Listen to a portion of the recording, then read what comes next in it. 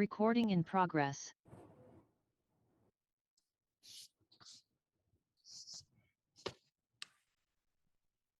Hey, can you hear me okay? Hello. Hey, can you hear me? Hear Yes. you. Awesome. How are you guys? I'm good. Bryant, how are you? I'm doing well. So as you know, I'm Bryant. I'm the president of VACS. I kind of wanted to join this meeting and kind of talk about the management proposal and also how we're doing with the work that we have and the waiting. All right, Bryant, we haven't quite started yet. We're still Okay. waiting on everyone to get in, Gotcha. and then we can get started. Yeah, we'll Okay, start at we'll call the Right at meeting. 7 o'clock. Yeah, we'll call the Okay. meeting to order. Once we call the meeting to order, we'll do it. Okay. Okay, sounds good.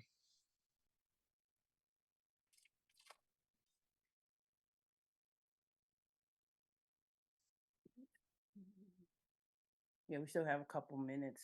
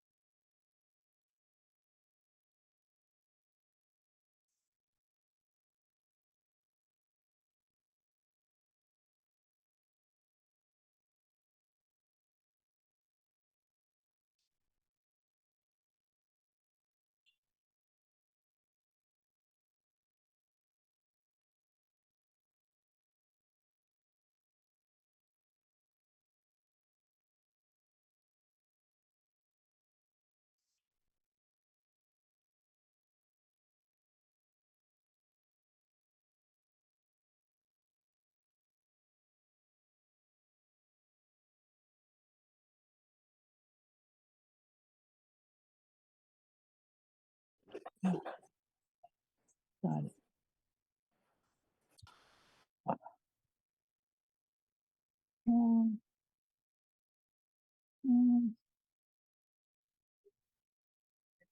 Chat.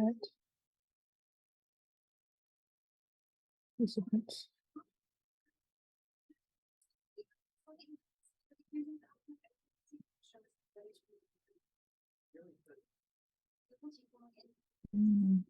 Can everybody mute their mic, please?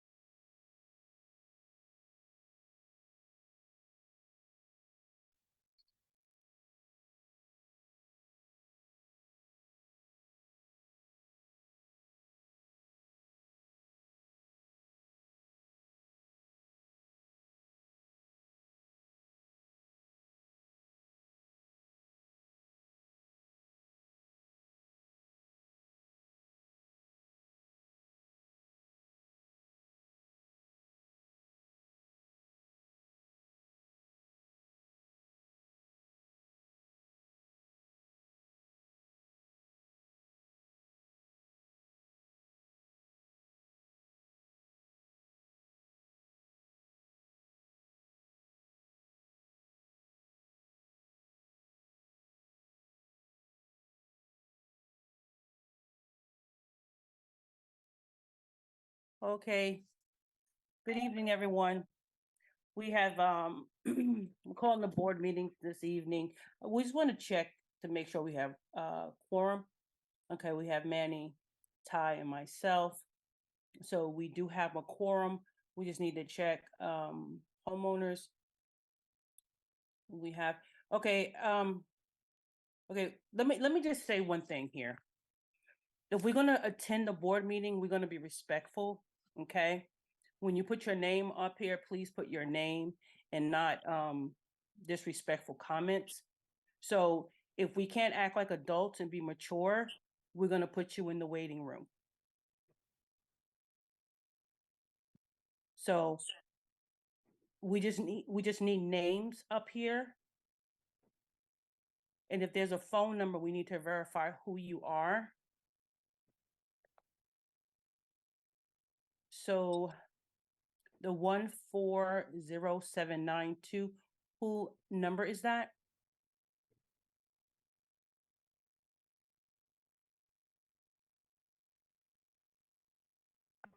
Hello, can you hear me? Yes, we can hear you now. This is Marvin Fernandez, 1103 Kingscrest Drive. Okay, okay. All right, so it's 7 o'clock. I'm gonna motion to call the meeting to order at 7:02 now. I second. Okay, all in favor? Aye. Okay.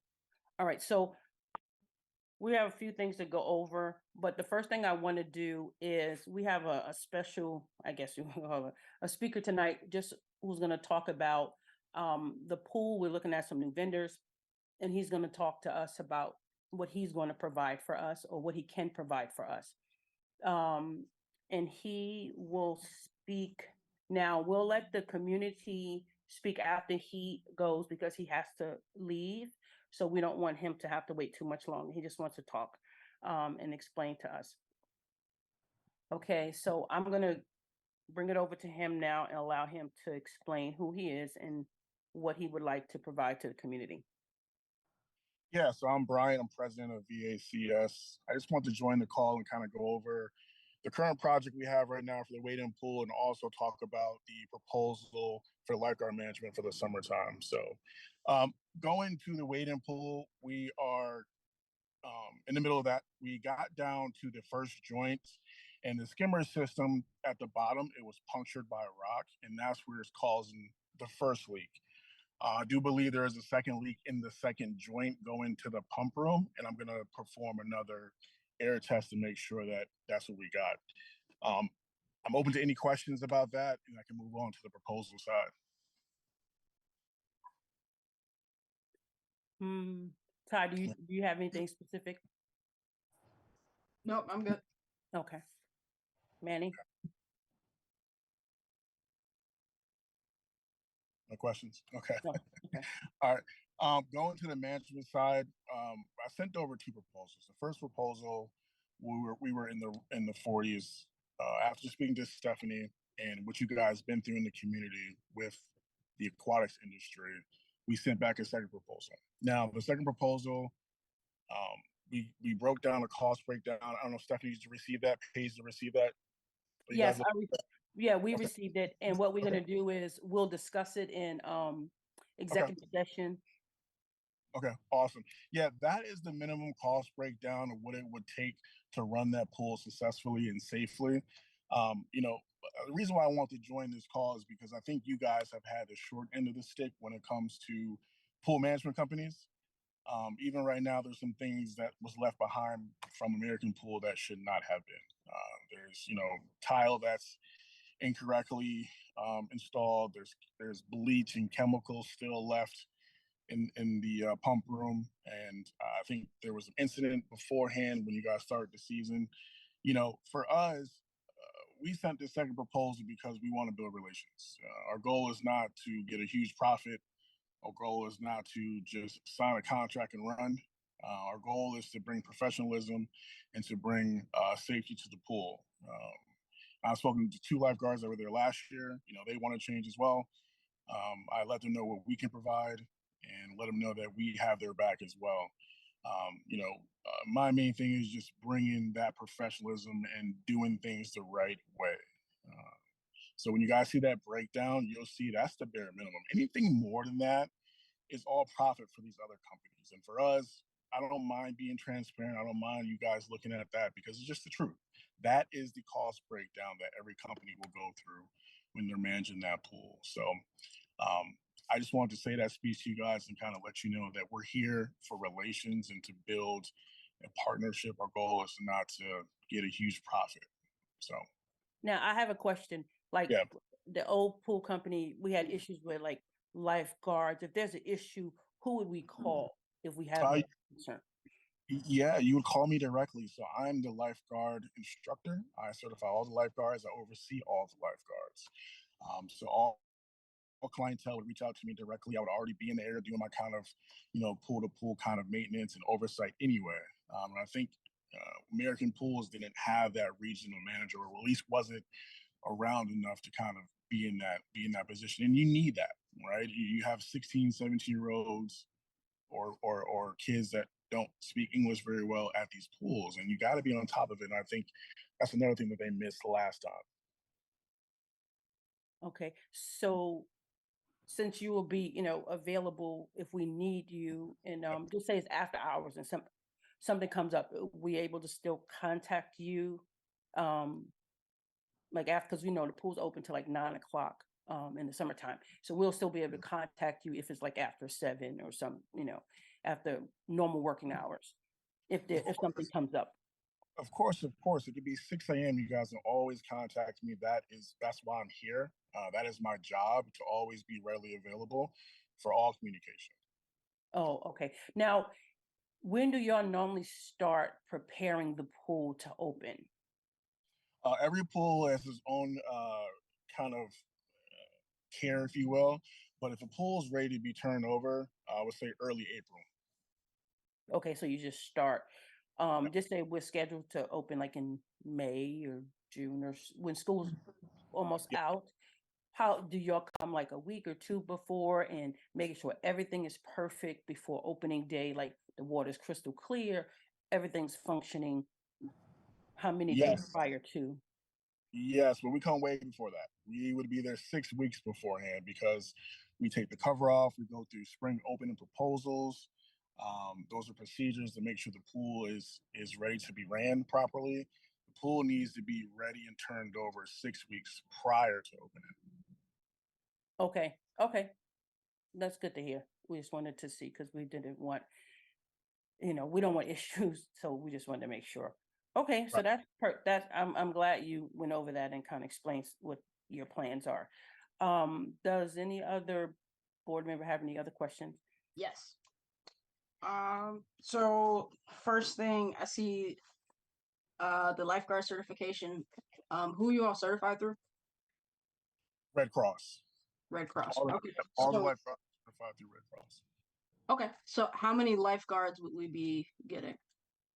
So the two that you guys had last year, we're going to go ahead and hire them. But what I like to do is over prepare, right? So that price is for the class. So I would put an application out or a flyer out for that community, and we would probably have 6 or 7 participants in a class who would get certified to be at that pool. Now, everyone may not work there, but we'll at least have certified lifeguards ready to go. We one thing I don't like is not opening a pool because of staff. Okay. Yeah. My concern, because the license, that's what is that, 150, 200? Yep, that's for our classes. Yep. Okay, yeah. So it says 500. So yeah, I just want to make sure we're not paying for a lifeguard that won't be working our facility. That's No, that's all for your facility. That is a fee that we pay the Red Cross for us to hold the class, for us to teach the class for the participants, and then for us to certify them. okay. So bottom line, we would have at minimum 3 lifeguards. Exactly. And then we would always have a floating lifeguard.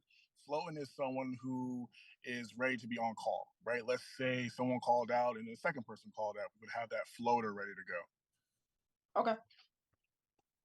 Next question. What's your process for inclement weather closures? Yeah, so it's interesting. Last year was a little different for us. You had the Canadian fires, with the air quality was bad, so we had to close a lot of pools for a significant amount of time during that. But when it comes down to weather, so if it's thunderstorming, you're closed for 45 minutes. And if it continues, if it's closer to the end of the day, we would just close the pool. But the Red Cross standard is 45 minutes for thunder. Okay. And then the filtration and chemical inventory, is that including like the filter cartridges to change out? Yes. Yep. And how often would that be done? I would say every 2 to 3 weeks, and that also includes the chlorine as well, liquid chlorine, to be delivered to the pool.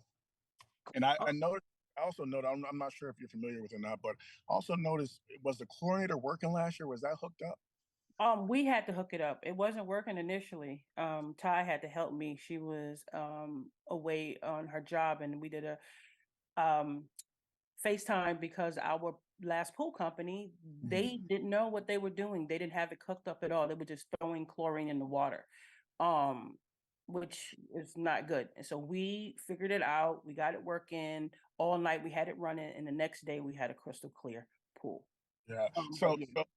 So I just want to be careful with that, because it may have been crystal clear, but when you drop chlorine like that, you leave dead spots, and you can burn someone's skin and things like that. So the chlorine. That's what they were doing, not us. We didn't do that. Yeah, okay, They were doing that. Oh, no, we didn't do that. We went through the chlorinator. We made sure that was hooked up and filtrating through the pool, through the system. But no, they kept throwing chlorine, and I thought that was a problem. Yeah. Not going to. Yeah, you definitely can't do that. Chlorinator is a must. That has to be working. And again, so when you guys hooked it up, it was working correctly. Was there anything wrong with it, or was it just No, it was working fine. They just didn't hook it up. They didn't know how. They said they didn't know how. Yeah, and then the only issue, the inner tube for the center was a little calcified, but outside of that, it was still pumping somehow. So. Okay. Yeah, so that's also in our spring opening proposal. We go through a checklist. All that stuff has to work, and that's why we go so early to the pools. But again, that's one of the things that you have to have working correctly. You cannot pour chlorine directly into the water. So. Right. And then 2 more questions. I'm sorry. As far as the chemical inventory or janitorial inventory, does that include the test kit? It does. The reagents. Yep. Yes. And then as far as the certifications, will we have a designated CPO or AFO or? Yes. So I'm not sure. Remind me of his name again. I think he was Jamaican. He was last year. I forgot his name. Okay. I don't know his name either. Yeah. So, and this is why the classes are so important. So if you're working at a single guard pool, you have to be CPO certified. You cannot just be a regular lifeguard. You have to pass that additional course in the class to be a single guard lifeguard pool. So when he joins our class, we're going to make sure that he has that, and whoever is the quote unquote manager for that facility will have to have that. Okay. And then copies of certifications will be on site? Yes, of course. By law, they have to be. Okay, cool. Just want to make sure. All right. That's about it for me. Okay.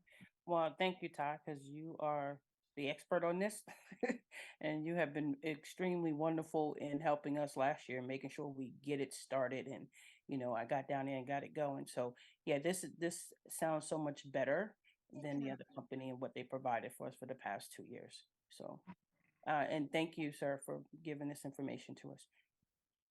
Of course, anytime you guys got any more questions for me, feel free to reach out to me. I'm always available. And all I can do is apologize, because in the aquatics world, I don't care what company it is, we need to do things the right way. And for me, that's what we're about. All right. All right. Thank you so much. All right. Thank you. Talk to you guys later. Bye-bye. All right. Bye-bye. So, okay. So now we'll get into the main course of our meeting. Okay. I would like to we can go ahead and do an approval for the minutes from last month. I'll make a motion to approve the minutes from 11/20/23. I need a second. A second. Okay. Second. All in. Okay, great. The next thing, we have several homeowners here. Would anybody like to speak? So this is our time now. We're going to give everybody 3 to 5 minutes. And after that, we're going to get into our board business, and we can't take any call. We can't take anybody asking. Actually, it's actually going to be shut down. There's not going to be able to talk at that point. Okay. So anybody have any questions at this time? Hi, I'm Brittany White. I was just wondering about I think you all spoke about it before, just the parking passes, like when we would be receiving Well, them. we're going to talk about those things. If it's on the agenda, we'll discuss it. Okay, well, that was my only question. Yeah, we'll discuss it in the meeting.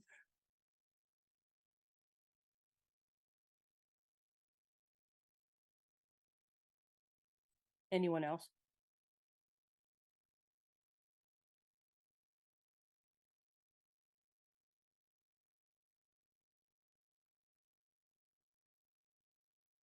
No more questions? Let me see if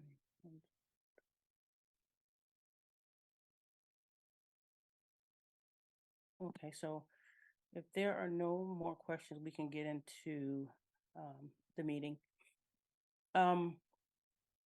For the officer's report, I do want to say something for the president report. In case everyone don't know, there was an email that went out to specific homeowners in order for them to be informed where they would need to pick up their key, and keys were going to be distributed for the new mailboxes that were going in on the 100 block and the 200 block of Kings Crest only, in all of Windridge. When we were giving them out, I was going to people's house. I was the one giving them out. I went to some people's house, and then some people came down, and they we had it at the clubhouse. They said they seen it on social media, and they were from like the 1000 block, 1100 block of Kings Crest, and they said that they seen it on social media. Well, just a reminder, if it doesn't come from the board, if it doesn't like management or the board themselves or our website, please disregard what you see on social media, because management intentionally sent it to the people who were supposed to get it and not for the whole community. So we wouldn't have to send out a whole bunch of emails to people and it didn't even affect them. Yeah, and to chime in on that, I do apologize for posting incorrect information on the homepage of the website. But yeah, I But e- update it as often as possible. But even if that's the case, you still, if you have a question, you contact management. Still, we don't want people to go on social media because a lot of times that information is incorrect. So if there's an issue, you can't say, well, I went to social media. If we make the mistake, we can say we made the mistake. So that's what we're saying. Please stay off the social media, because a lot of people don't know what they're talking about. They don't know the facts. So please, in the future, contact management or look at our website. And if you have a question, again, contact management. So that's all I have to say about that. We can, oh, okay, we're gonna, don't interrupt. Please don't interrupt. You wasn't talking. So at this point, you're gonna get this warning, not to interrupt again. You will be removed. Okay, have a good night. Okay. The treasury report, we have that attached, pages 5 through 7, if all the members would like to look at it. Yep, I can go ahead and read that out. Yes. So in your operating cash, you have $40,192.14. And your reserved cash, you have $306,291.05. You guys are currently running on a deficit of $1,866.24, and this is just money that just was not budgeted for at the time that it was spent. And your total liabilities and equity is $414,345.08. Okay. Thank you, Paige, for that. Just to let everybody know, when they say a deficit, it's not like we're broke. It's just from our operating expenses. I mean, we have a certain amount of money we want to operate on monthly. So we had a deficit with that, but we still have money in our reserves. That's correct. The deficit is only from money that was spent that wasn't currently budgeted for, but it will, you guys have the money in your unappropriated to be able to make up for that, so. Correct. Okay, so we will move on to the next thing there. We'll go with our, we can go with our action item list. Yep, here's a snapshot of just when I visited the community. Okay. And what we've noticed is that when you visit community, we've seen a vast improvement. Yes. Also, on the financial aspect of it, I'm not looking at it right now, but I think we were close to $100,000, maybe $80,000 to $100,000 in HOA dues that was owed to us. Mhm. We are now around the 60,000. So we have put people on payment plans. We have done a whole lot of things that we can help people to pay their HOA dues, because without those dues, we can't do what we're doing now, like improving the community with new mailboxes. We have to also budget for the drainage issue that we have.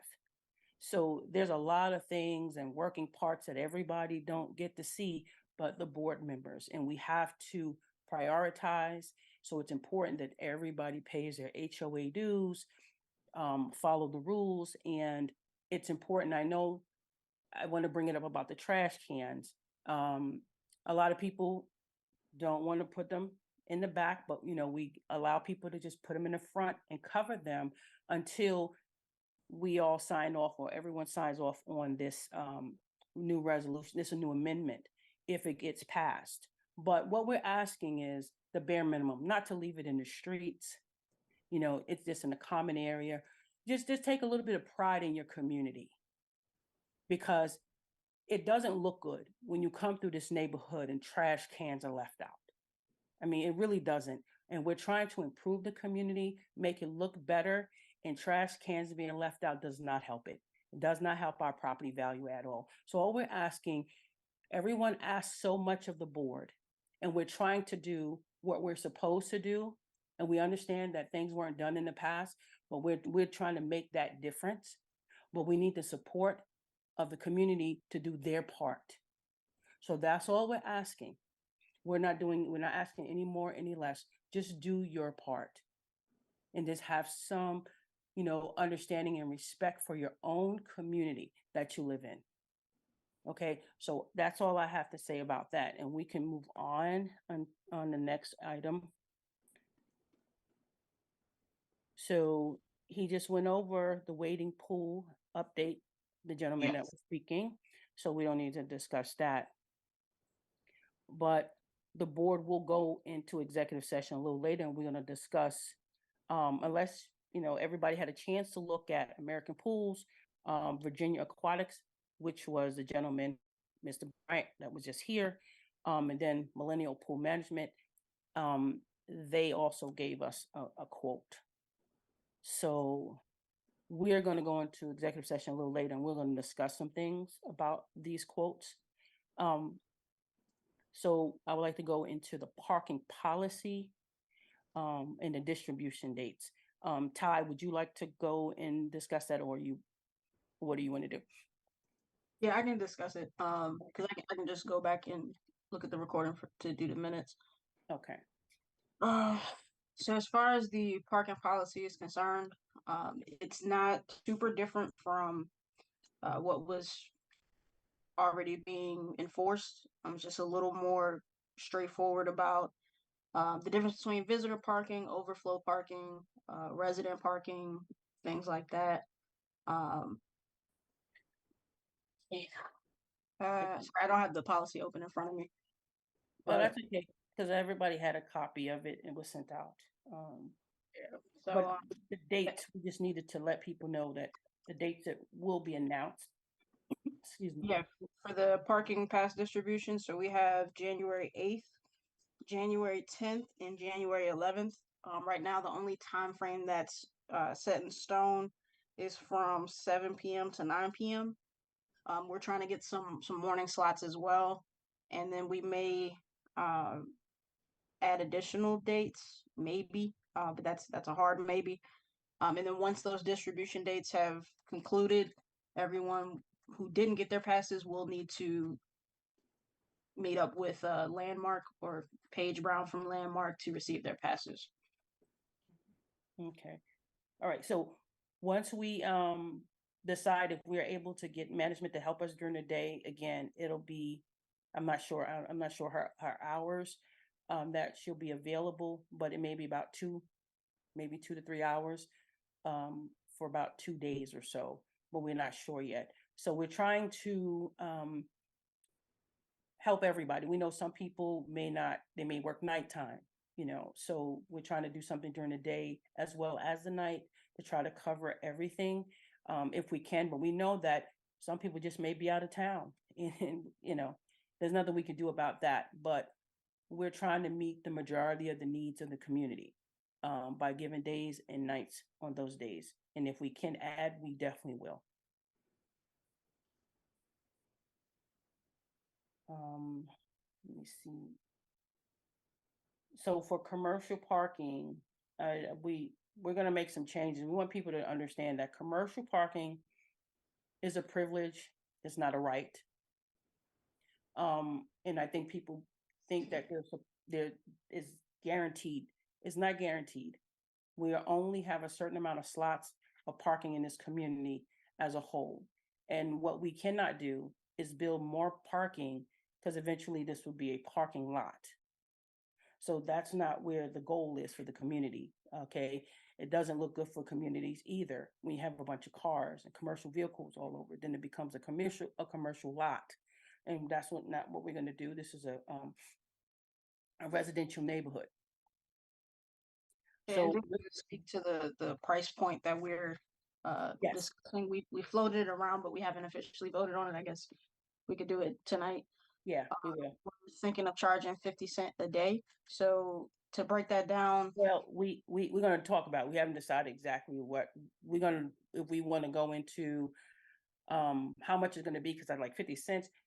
That can get a little dicey when you go 50 cents a day. How we're going to do it? I think just make it one thing per month. yeah. So we Since have we're going to be charging them per month, and then we don't want like it'd be, let's say, $45.50. It's easier to just make it like a whole dollar amount. Because the 50 cents and change and all that stuff gets a little confusing. So we can discuss, how we want to do it, like how much we think should be, because we got to also think when we have these big vehicles in our community, understanding that we have a drainage problem in this community as it is, where the streets, as you've noticed, they are sinking in. And the more weight you put on the streets, is not going to be helpful. So until we can get this drainage issue and these pipes under this ground fixed, we really have to look at that. So with that being said, we need to charge because, again, that's going to cause damage. So many things is going to be a concern with that. So that's what we're saying, it's going to cost us.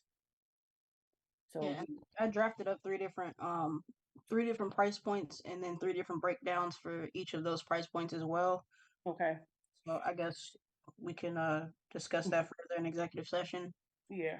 And we'll talk about, and then we'll come on and vote on that. Replacement pass fees. That's another thing. They used to be way back when they were like $30 per pass. Then we went down to $5 per pass. What has happened with that is more people seemingly lost all their passes. I mean, we've never had many people lose passes when they're $5. I mean, when they're $30, but when they're $5, everyone seems to lose a pass. We realize that that's not working. And not only that, we look at other communities and we see how they do things. See, we're not just this community by ourselves where no one else is around us. We get ideas and things like that from other communities. What are they doing in their communities? What is working? What's not working? So talking to Paige, since she manages other communities, we asked, so what do they charge for other communities? Of course, we don't want to charge something that's astronomical, but we do want to be mindful, because what we don't want people to do is just say, well, you know what, $5, I'll just get another visitor pass. I'll keep getting visitor passes. That's what we don't want to do.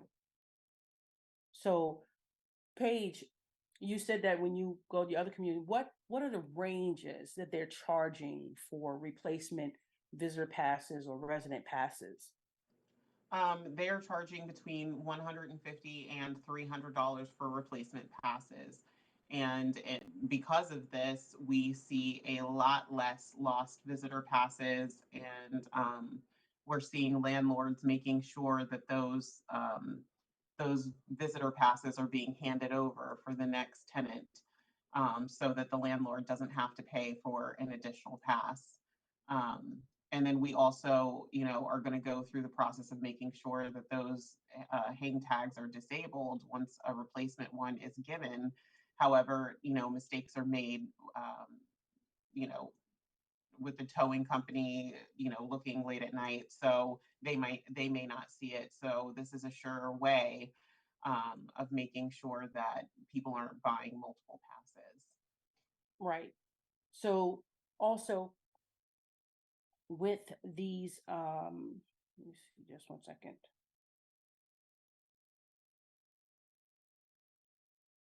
Okay, with the replacement passes, like you said, from $100 to $300. Now, I just want to make people aware, if you're an owner and you are renting your property out, when we give out these passes, we give it to you guys for every homeowner once a year, unless we have it out for 2 years. If we have it for 2 years, and it's once every 2 years. If you get a new tenant in 6 months or 3 months, or you have to pay for a whole new set, unless that tenant passes all those passes over to the next tenant. So if you say you lost it, they lost it, then you got to pay for it. So that's why it's going to be very important that landlords get those back. And That's correct. And we also, the stickers are not, um, those aren't a charge, because we do know that cars change often. So the stickers aren't a charge, correct? the stickers are the passes. Those are the passes that's going to be on the vehicles. Now, if something happens and we'll replace it.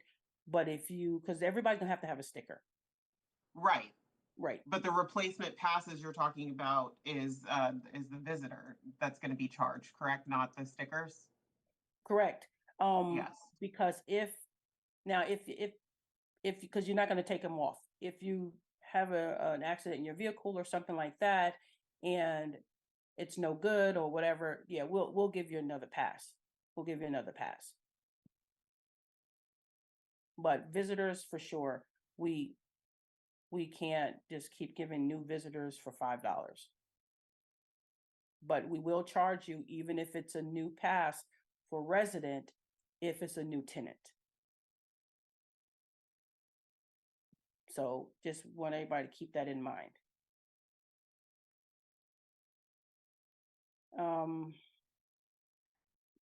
Do you want to speak anything else about the parking, Ty? Will the commercial parking fees stay the same, Ty?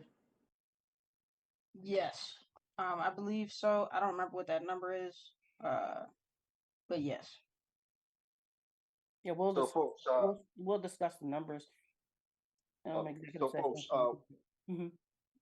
one thing that clarity that I want to bring on this issue is, and Ty, correct me if I'm wrong, that the new policy doesn't require you to have a tag in your assigned spot, but it does require you to have a visitor spot tag for visitors, correct? No, I mean, can I say something about that? We're requiring all vehicles to have a sticker on it, even if it's in front of your house. Now, what we're not going to do, we're not going to truly force it in front of your home. But we do want every car to be stickered. Yeah, so to speak to that, so people that have third, fourth, fifth vehicles, we want those to be stickered just so that homeowners have the flexibility to change out their vehicle. So let's say Jimmy's home from school and parents are home from work yet, he can park in front of the house, or things like that that just make it a little bit easier. In addition to that, it gives us a really good idea of how many cars we actually have in the community. Um, and two, the sticker system will help us identify vehicles that have been stolen or parked here and people left the property to go elsewhere, such as like the community across the street. There's been a lot of factors as far as parking is concerned. So this route just seemed like the best way to assist homeowners with finding somewhere to park and Okay. Right. And So the goal is to have all vehicles in the community identified, right? Correct. With a form of Right. sticker. correct. But we are not gonna enforce towing for the assigned spot, Correct. correct? Correct. Okay. So if someone parks in your space, even if you have a friend or whatever comes and they don't have a pass, that's okay. We're not making a big deal about it because they're in front of your house. If someone parks in front of your house that you did not want there, please call the tow company. Now they'll come out and verify, that you are the owner or the resident in that house before they can tow from in front of there. But you could call them if someone is parked in your space that you did not want there.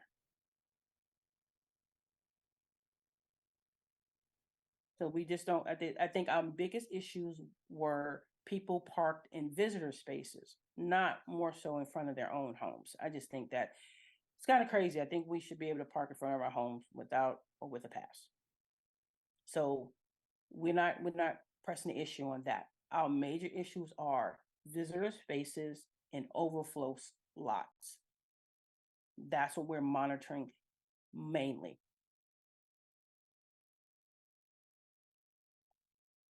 Because we know people are abusing the visitor spaces who live here and they're not supposed to. So we just want to be fair. Again, being mindful of people that live in the community with you. So we have to do something. And this is one of the ways that we thought. So if you have no more questions or concerns on that, Ty, or anything you need to talk about, we can move on to our engineering report for the drainage problem that we have. I'm good. Okay, cool. Okay, so we're gonna move on to our engineering report for the drainage problem. Just to let everybody know, if you didn't know, we do have a drainage issue.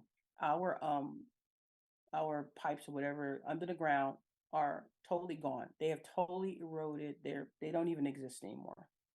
So what's happening when it rains, instead of that tube being there to drain water, take the water away, water just being dispersed under the streets. So that's why you see those cracks, you see sidewalks sinking because it's just bringing the dirt and all that stuff is just being washed away.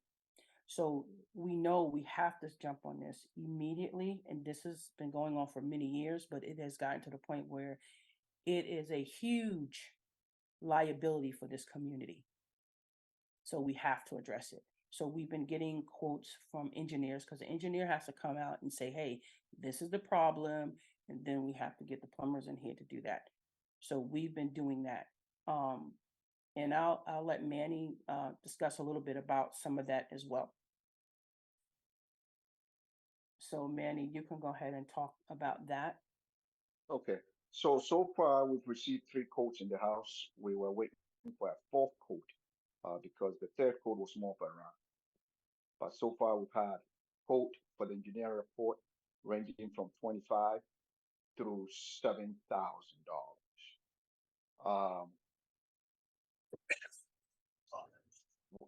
I have reviewed all the quotes. I think for this specific projects, we need to go for the lowest cost. Mhm. Um, and because the engineers technically are not going to fix it, they're just going to tell us the severity of the issue and just prioritize the areas for us so that we can target our monies towards the worst case scenarios, right? So, but after they give us those reports, that is when we run those reports with certified plumbers to give us a code for specific fix. Um, the last quote that was the least was coming from MERS engineers, and I talked to them this week because when I reviewed those proposals, I did not see anything that relates on the side of King's Crest, on the walk, the walk, is that a walkway on the King's Crest that's all buckled up? Yeah, the So they current, wanted to come back.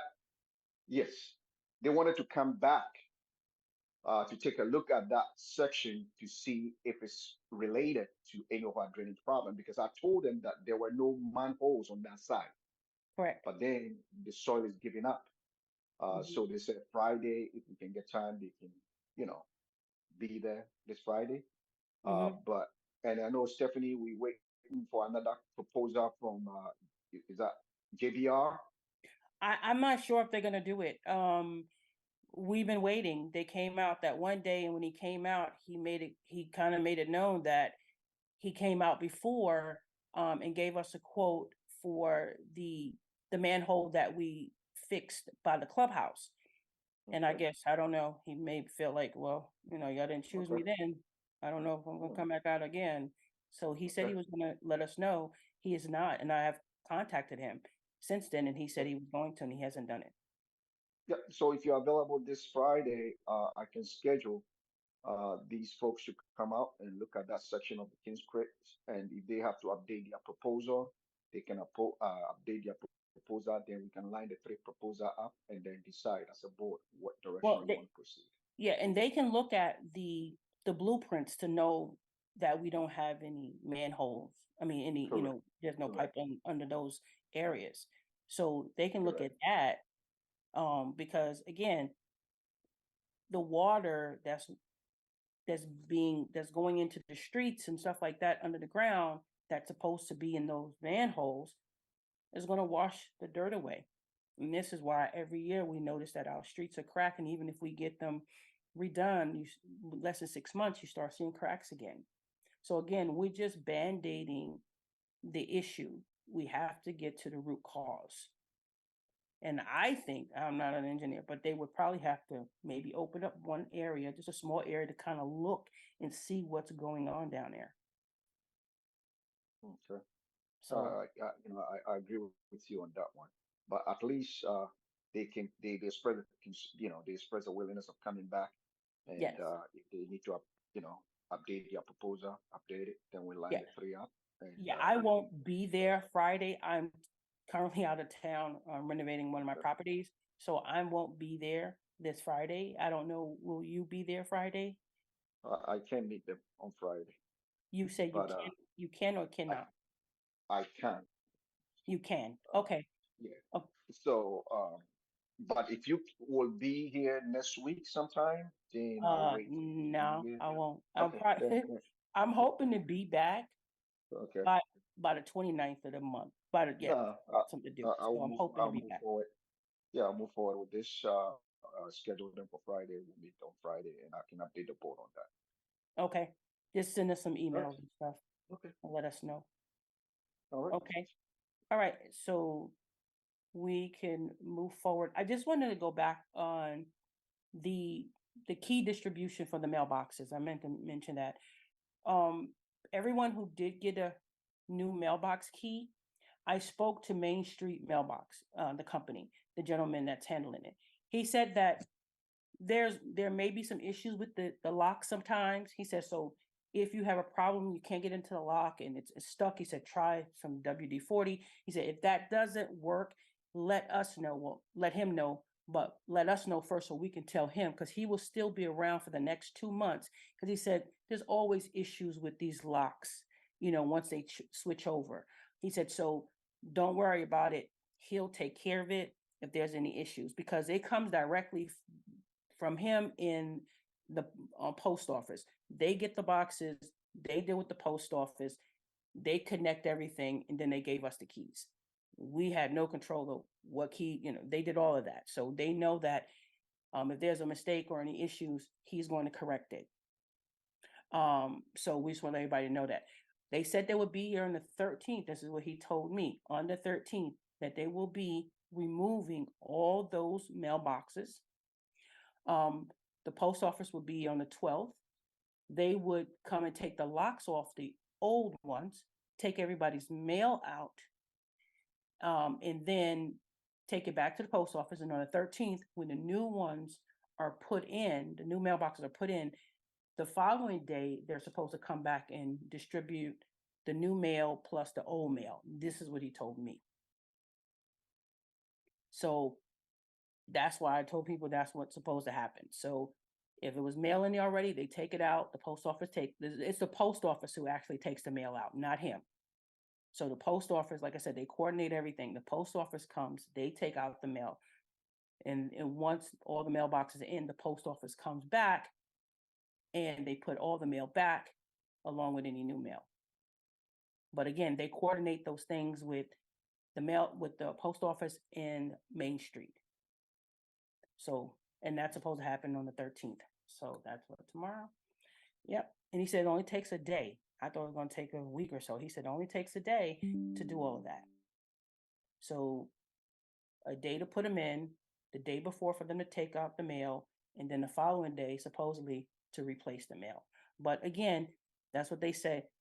There's no guarantees on anything. But we know they're supposed to, per his statement, the 13th, tomorrow, they will be replacing them. So just wanted to say that. So the street sign update. I don't know if you all noticed, we started putting out some new street signs, but we have to make some changes. So we're going to be removing some new ones, putting out some new ones, removing some old ones. So they're not finished. Okay. You may have seen some come up, but they're not finished yet. Okay. Just to let everybody know, you will see some new signs. Yeah, I meet with him on Friday. Okay. We're gonna walk through during my lunch break. Okay. Just clarify what was on the spreadsheet, and then where some of the new signs should have went, where some of the new poles should have went, and go from there. Okay, perfect. So that'll be taken care of. So we're gonna get into the new business, drainage ditch clean out. The drainage ditch that we're talking about is that one off of Bridgewood Court on my block. That has been a problem since the community started. They're supposed to clean it out at least about twice a year because all of the leaves and stuff. But we got it cleaned out last year, but the shrubbery has grown back and now it's clogged up again. So we had a company come out the other day, a couple days ago, and they cleaned it all out again. And I asked them to go to Potomac Hills Drive, because that was all of Potomac Hills Drive in the back by the pool, those areas, we had that cleaned out last year. And Bridgewood Court was also part of that. The company that cleaned out the ditch again this year, it wasn't the same company that did it the first time, but they cleaned out the ditch on Potomac Hill Drive. I asked them to go, on Bridgewood Court, I asked them to go to Potomac Hill Drive to look at those ditches again and what needs to be done. And he's going to give us a quote on cleaning that and to maintain that back, because that has to be maintained. It's not just a one and done thing. We have to do that. So we're going to have it, and what I see works probably better, because it was supposed to be in all our contracts with our landscapers, but for some reason, none of the landscapers seem to do it. So I think we need to just separate that, because that is a little different, because it ain't something you can just cut, because you can't get up to it with a lawnmower. So that has to be done separately. I think if we get another company just to focus on that, because they only need to do it probably twice a year, no more than three times a year. And once it's done, is really after all the leaves fall, that's when they clean it. And I think all the leaves fall like twice a year. So I'm thinking no more than 3 times a year, we have a separate company so we don't have these problems with our lawn company. We want our lawn companies to focus on the lawns, to make sure that they're cutting our lawns properly. And we can get that done right, that'd be magnificent. So I think we can just focus on one company doing one thing and lawn company doing what they're supposed to do. Let me see. So the numbers on the trash cans, okay, again, that keeps coming up. Some people are not putting numbers on there, and what they're doing is they're leaving their trash cans again in the common area. The common area is the common area. It's not your property. So the board has the right to remove anything that shouldn't be on the common area off the common area, including trash cans. So we ask people to put them on their property, in the back of their homes, on their property, not even the back of the homes, on the common area, because there's a common area in the back of the homes as well. So please don't put it back there either, because when they do inspections, all that's going to be gone. So what people are doing, are they leaving it in the common area?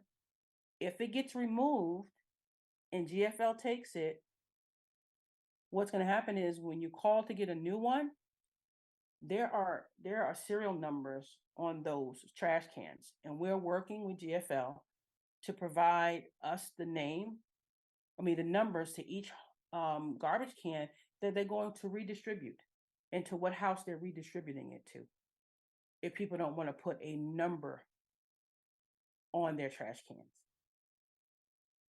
So there's going to be a way for us to identify it eventually. We will be able to identify it for those who just don't want to put a number on it.